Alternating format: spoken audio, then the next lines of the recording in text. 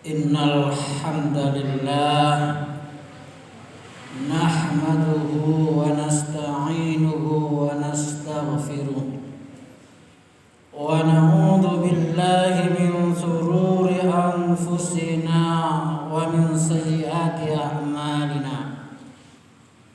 May yahdihillahu fala mudilla lahu wa may yudlil fala hadiya lahu. Asyhadu an la ilaha illallah wahdahu la syarika lah wa asyhadu anna Muhammadan abduhu wa rasuluh. Allahumma shalli wa sallim wa barik ala nabiyyina Muhammad wa ala alihi wa ashabihi wa man tabi'ahum bi ihsanin ila yaumiddin. Fa ya ibadallah, usikum wa nafsi bi taqwallah faqad fazal muttaqun. Wa qala Allah ta'ala fil Qur'anil Karim, a'udzu billahi minasy syaithanir rajim. Ya ayyuhalladzina amanu taqullaha haqqa tuqatih wa la tamutunna illa wa antum muslimun. Ya ayyuhalladzina amanu isbiru wa sabiru wa rabitu wattaqullaha la'allakum tuflihun. Wa tazawwadu fa inna khairaz zadi taqwa wattaquni ya ulil albab. Ma'asyiral muslimin, sidang jamaah Jumat Masjid Riyadhus Shalihin Kaliambo Candi rahimakumullah. Alhamdulillah, segala puji bagi Allah yang telah melimpahkan rahmat, taufik, hidayah serta inayahnya kepada kita semua, sehingga kita sebagai kaum muslimin bisa menjalankan kewajiban sholat Jumat secara berjamaah dalam keadaan sehat walafiat. Semoga keimanan dan ketakwaan kita setiap hari senantiasa meningkat kualitasnya. Karena apa jamaah sekalian? Karena kita yakin bahwasanya Allah menjamin kehidupan bagi orang-orang yang senantiasa meningkatkan keimanan dan ketakwaannya. Allah akan memberi jalan keluar yang terbaik dari segala persoalan yang kita hadapi.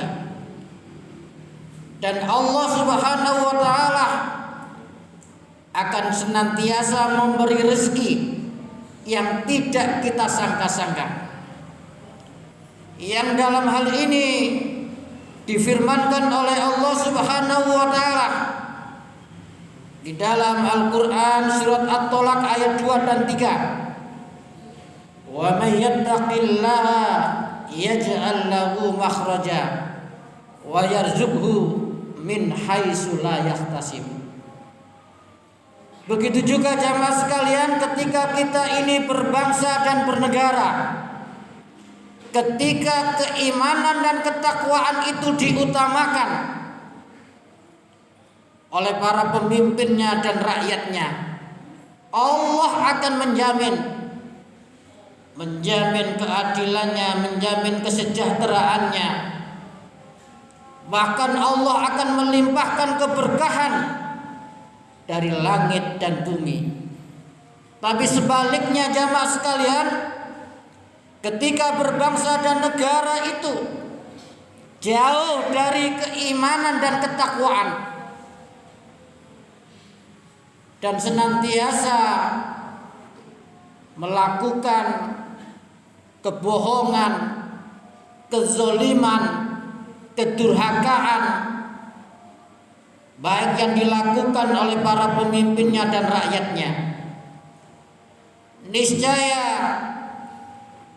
akan terjadilah sebuah bencana, malapetaka, keruwetan, kehancuran, bahkan boleh jadi azab karena perbuatan mereka sendiri.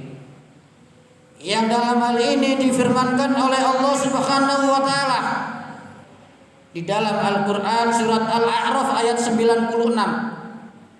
Walau anna ahlal qura amanu wattaqau la fatahna 'alaihim barakatin minas sama'i wal ardh walakin kadzabu fa akhadnahum bima kanu yaksibun.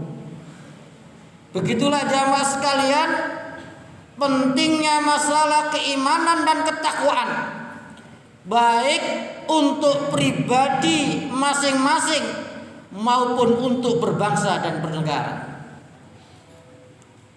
Ma'asyiral muslimin rahimakumullah. Di dalam kesempatan khutbah Jumat kali ini jamaah sekalian, untuk senantiasa meningkatkan keimanan dan ketakwaan serta kondisi zaman ini jamaah sekalian, zaman ini sudah akhir zaman dan zaman ini sudah masuk dalam zaman fitnah. Zaman fitnah jamaah sekalian. Oleh karena itu tidak ada kata lain, kita harus memperbanyak doa. Memperbanyak doa jamaah sekalian. Dan doa itu ud'uni astajib lakum. Berdoalah, niscaya akan aku kabulkan. Dan doa itu kata Rasulullah sallallahu alaihi wasallam jamaah sekalian, ad-du'a'u mukhul ibadah. Doa itu intisari dari ibadah. Artinya jamaah sekalian, bahwa semua ibadah itu didominasi oleh doa. Ad-du'a'u mukhul ibadah. Contohnya ketika kita sholat, ketika kita zakat, ketika kita puasa, ketika kita umroh, ketika kita haji, semuanya merupakan doa, doa dan doa. Begitu juga kehidupan kita sehari-hari penuh dengan doa, doa dan doa. Itulah kata Rasulullah, ad-du'a'u mukhul ibadah. Doa itu intisari daripada ibadah. Dan doa itu kata Rasulullah jamaah sekalian termasuk juga ad-du'a'u silahul mu'min. Doa itu senjatanya orang yang beriman. Ini jamaah sekalian. Artinya kenapa kita memperbanyak doa? Otomatis kita memperbanyak senjata dan memperkuat senjata. Kalau kita contohkan ketika kita memasuki hutan jamaah sekalian, pasti di dalam hutan itu ada macan, ada singa, ada gajah, ada ular. Bagaimana kalau kita tidak membawa senjata? Pasti kita akan diterkam dan kita tidak akan berdaya dengan gangguan di hutan itu. Begitu juga di dalam kehidupan ini jamaah sekalian, penuh musuh, penuh godaan, penuh cobaan. Yang itu harus kita punya banyak senjata dan kekuatan senjata, yakni yang namanya doa. Oleh karena itu jamaah sekalian, Rasulullah sallallahu alaihi wasallam bersabda, ada 3 momen doa jamaah sekalian. Ada tiga kondisi seorang ketika dia berdoa pasti dikabulkan oleh Allah Subhanahu wa taala. Kata Rasulullah jamaah sekalian, salasu da'awat mustajabat, ada 3 doa yang pasti mustajab, dikabulkan. Bahkan dipertegas oleh Rasulullah, jamaah sekalian, la sakka fihinna, tidak ada keraguan lagi. Artinya momen ini pasti dikabulkan dalam momen-momen, ketiga momen ini, jamaah sekalian. Nah, ini mari kita laksanakan, kita lakukan di dalam momen ini. Apa jamaah sekalian? Yang pertama kata Rasulullah, dakwatul walid. Nah, ini doanya orang tua. Ini jamaah sekalian, dakwatul walid ala waladi, doanya orang tua kepada anaknya. Makanya kata orang Jawa itu, dungone wong tua iku malati. Oleh karena itu kata orang Jawa, jangan sampai keperucut donga sing elek. Karena memang kata Rasulullah betul-betul manjur, luar biasa mustajabnya doanya orang tua kepada anaknya, baik doa itu kebaikan maupun keburukan. Otomatis kita harus doa kebaikan. Kenapa jamaah sekalian? Karena kemuliaan orang tua itu sendiri. Karena kemuliaan orang tua. Oleh karena itu ketika sahabat bertanya kepada Rasulullah, ya Rasulullah, siapa orang yang paling saya hormati? Kata Rasulullah, ummuka. Lalu siapa lagi ya Rasulullah? Ummuka, ibumu. Lalu siapa lagi? Ummuka, ibumu. Lalu siapa lagi? Abuka, bapakmu. Bahkan dipertegas lagi oleh Rasulullah, jamaah sekalian, ridallah fi ridal walidain wa sukhtullahi fi sukhtil walidain. Ridhonya Allah tergantung ridhonya kedua orang tuamu, dan murkanya marahnya Allah tergantung murka dan marahnya kedua orang tuamu.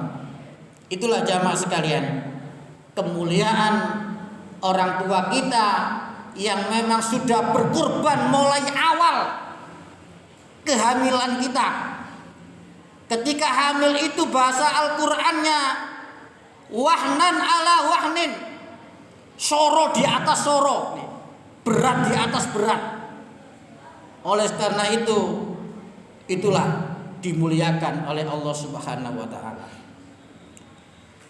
Lalu yang kedua jamaah sekalian, yang kedua kata Rasulullah, dakwatul musafir, doanya orang musafir, doanya orang bepergian.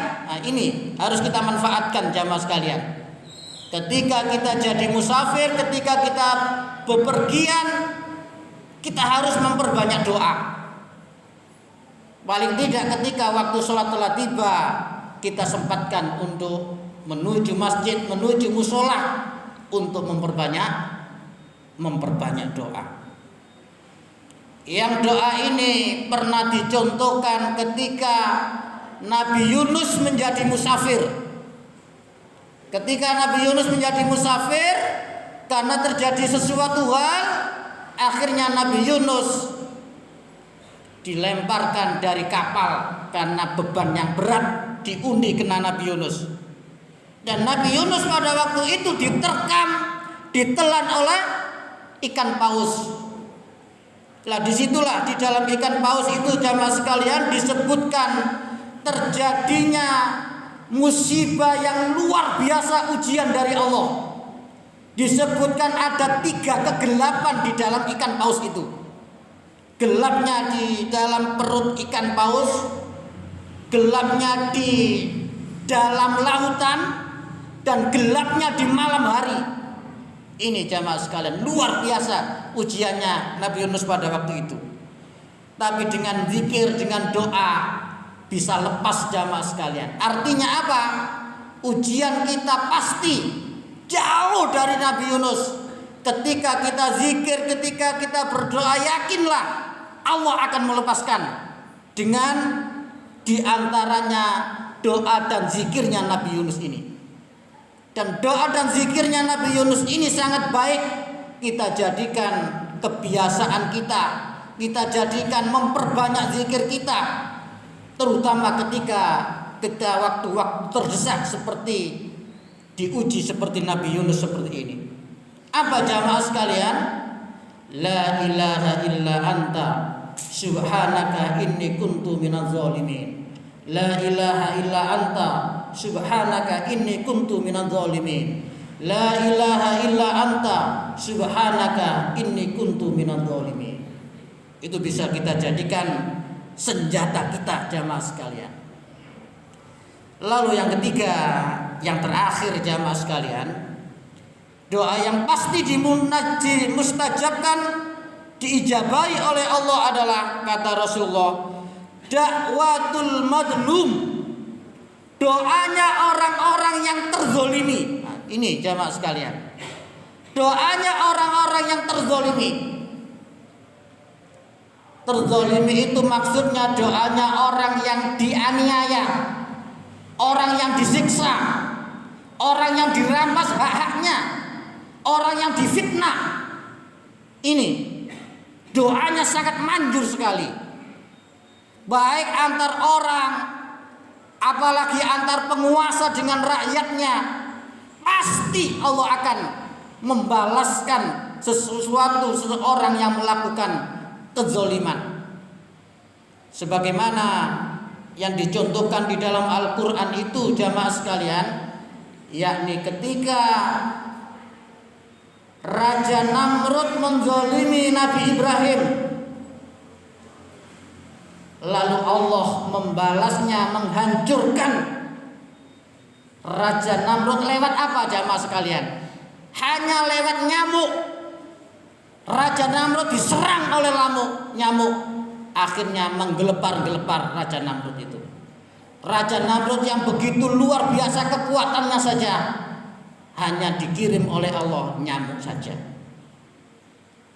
Lalu contohnya juga Raja Fir'aun yang menzalimi Nabi Musa alaihissalam, akhirnya ditenggelamkan oleh Allah di Laut Merah. Ini jamaah sekalian.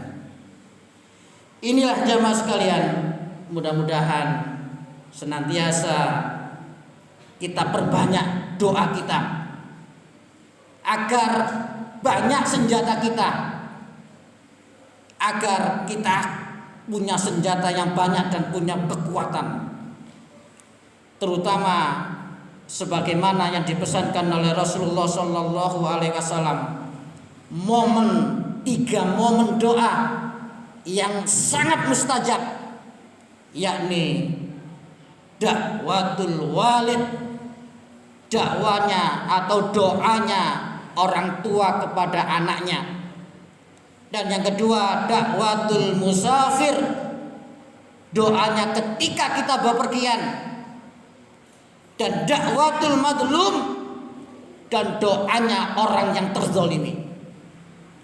Aqulu qouli hadza fastaghfiru innahu huwal ghafurur rahim.